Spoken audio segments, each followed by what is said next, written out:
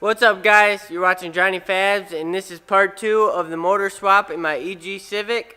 We got the B18 ready, and then last night I went ahead and cleaned up all of the engine bay. Just used some degreaser. Give you a look at it. Just got all the dirt and grime off. Tried to clean it up as best I could. Went ahead and put the rear motor mount in. That way that's in there, ready to go. I went ahead and got all the intake bolted on, tightened down, tried to get all the vacuum lines I could put on, and hopefully it's ready to put in. So we're gonna go ahead and lift the car up and try to put it in. So let's go for it.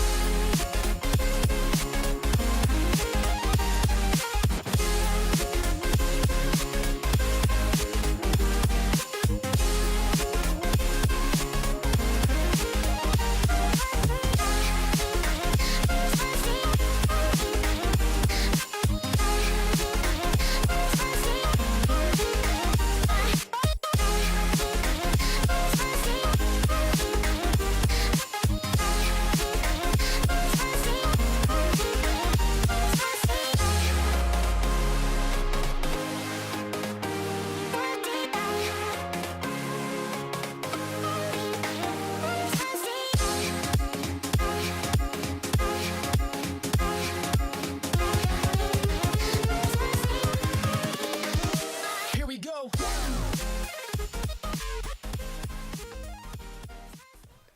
Alright guys, hope you like this part 2 of the motor swap in my EG hatch. Please stay tuned for more. Hope you like this video, and please hit that like button if you did. Please subscribe if you want to see more on the build, and we're going to finish it up, probably part 3, maybe part 4. We're going to get everything buttoned up. I know there's a lot to do left. I have a Honda to put in there. I got to put the radiator, all the wiring, make sure everything, and then hopefully we'll get it fired up here pretty soon. So, peace.